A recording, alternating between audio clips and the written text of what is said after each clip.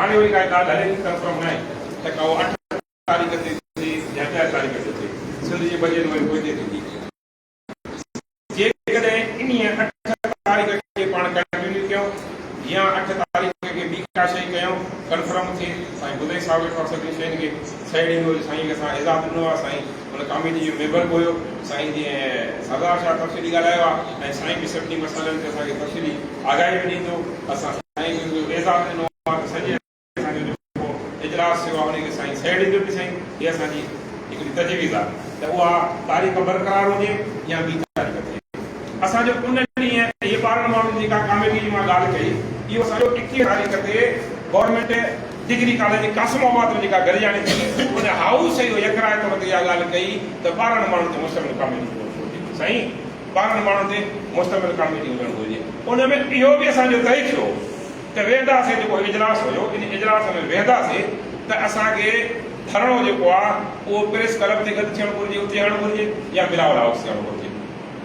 असांजो दोस्त सीनियर दोस्त असांजा कोन आया असां उन दोस्तनि जे इंतज़ार में हुयासीं हिन जी महिरबानी कई आहे साईं जन उहो वेन्यू बि संगत खे तइ करणु घुरिजे त कहिड़ी जाइ ते हणणु घुरिजे छा हणणु घुरिजे बाक़ी माण्हू जेकॾहिं दोस्त चवनि था त ओड़ा गॾु न थींदा बाक़ी अहिड़ा गॾु न थी सघंदा पर जेकॾहिं तव्हां असां कराचीअ में 10-15 हज़ार माण्हू गॾु थी वियासीं ऐं सभु जे सभु माण्हू जो इरादो इहो ई रहियो त जेको बि मुतालबा सभिनी जा साॻा आहिनि हिकिड़ो माण्हू बि सदर घुमणु न वेंदो हिकिड़ो माण्हू बि कंहिं चाची मासी नानी ॾे न वेंदो असांजा हलंदा रहूं था न चवंदा न त मुंहिंजो चाची ॾे थो वञा मासी ॾे थो वञा भाउ ॾे थो वञा काॾे बि न वेंदो असां सां निकिरण उस में गॾु बीठो हूंदो त इनशा ताला असांजा जेके मुतालबा आहिनि हल थी वेंदा जेका कमेटी वञे उहा बाख़्तियार कमेटी हुजे पर उन कमेटी पंहिंजनि दोस्तनि सां इहा ॻाल्हि तइ करे वञे त जेके असांजा मेन मुतालबा आहिनि असांजो बेन्यूअल फंड जो मुतालबो आहे ग्रुप इंश्योरेंस जो मुतालबो आहे असांजा गिरेवा वारा दोस्त बि गॾु आहिनि सुभाणे असांखे बि रिटायर थियो आहे पेंशन जो मुतालबो आहे ऐं पघारनि में महांगाई जे तनाज़ 50% जो मुतालबो आहे 4 मुतालबा आहिनि 4 मुतालबनि मां जेकॾहिं 2 अहम मुतालबनि जी नोटिफिकेशन मिले थी त उन्हनि खे अख़्तियार हूंदो त उते तारीख़ खाला कई करे जेकॾहिं नोटिफिकेशन कंहिं बि हिक जी बि नथी मिले त उनखे चवनि असां पंहिंजे दोस्तनि सां मशवरो कयूं था मशवरो इहो हूंदो त गॾु अची असां सां प्रेस क्लब ते असां सां हुन निकरण रोड ते उन रस्ते ते असां सां गॾु वेंदासीं इहो ऐलान कंदासीं सरकार वरी बि जेको आहे असां सां 2025 वारी ठगी कई आहे धोखो कयो आहे जेसिताईं सरकार असांखे नोटिफिकेशन न ॾींदी तेसिताईं असां कराची में कायम जेका कैंप कंदासीं उहा असां हुते वेठा रहंदासीं वरी बि अची पंहिंजे दोस्तनि सां गॾु वेही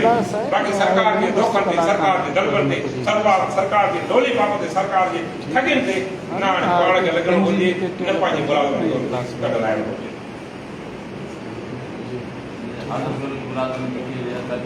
असांजा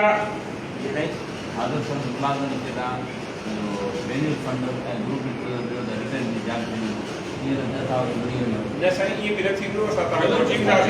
पर उते पोइ बि जेके असांजी अक्सर राय हूंदी उहे सभु शयूं कंदासीं हा अहिड़े नमूने सां हाणे पाण जेका शइ हूंदी पंहिंजी सलाह मसल सां हूंदी हे जेके राया हुया जेके तजवीज़ हुयूं उहे संगत खे जेको असां ॾिनियूं आहिनि साईं वारा वधीक जेको आहे सो फ़ैसिलो कंदा असांजा मुतालबा बेन्यूअल फंड जो आहे ग्रुप इंश्योरेंस जो आहे ऐं पघारनि में महांगाई जे मुनासिबत सां उन्हनि में वाध कई वञे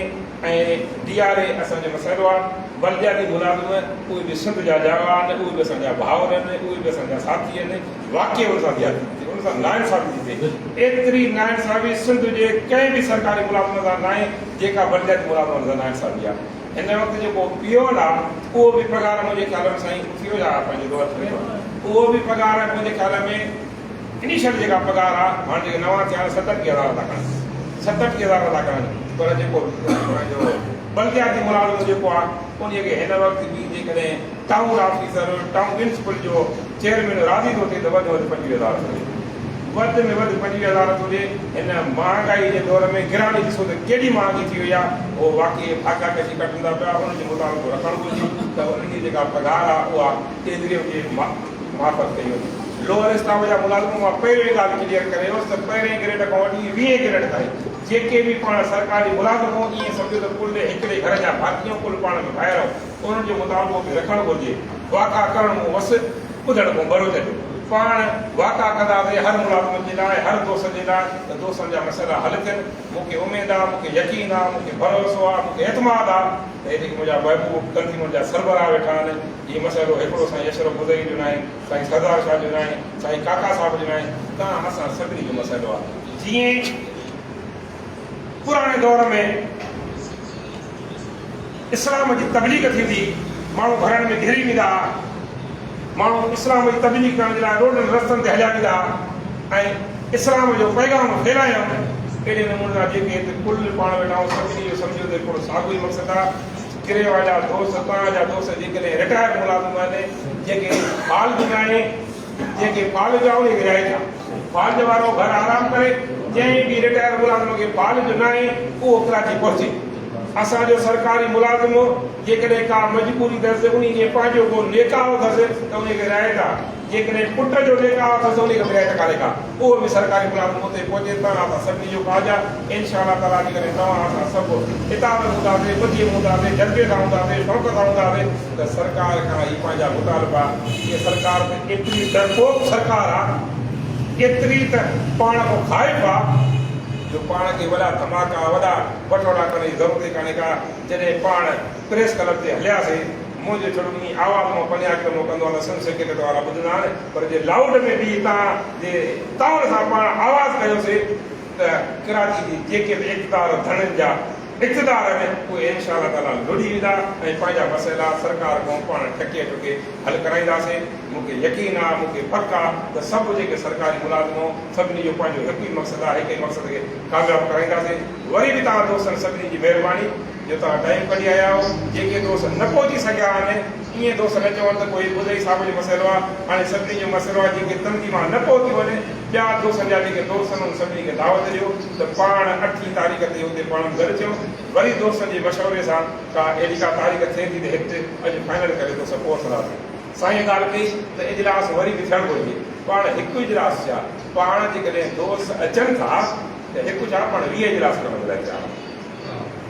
जिते दोस्त चवंदा पाण सिंध जे हर शहर में मेज़बानी करण जे लाइ तयारु आहे। जेकॾहिं साईं हाजी अशरफ ख़ासकरी साहिबु कराचीअ नथो अची सघे ऐं साईं जेकॾहिं टाइम ॾिए थो, हिन ॻाल्हियुनि खां असां सां मुतफ़िक़ आहे त मां साईं जे ॻोठ वञण जे लाइ बि तयारु आहे। हुते बि वीडियो पैगाम ज़रिए